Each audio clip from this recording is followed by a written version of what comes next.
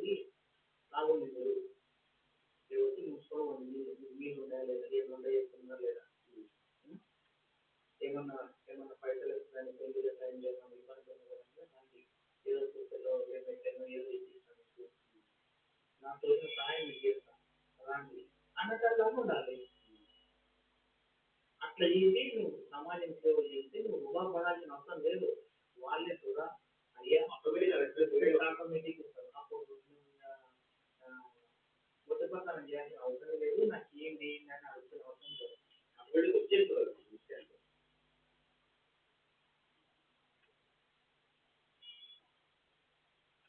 నేను diamond level అయితే అదే లెవెల్ అదే చేస్తారు కదా అందరూ సేవ. సమాజం సమాజం అంటే మన కుటుంబం. రామచంద్రపురం అంటే మాది తెలుగు మొత్తం కలిసి ఒకటే ఇల్లు.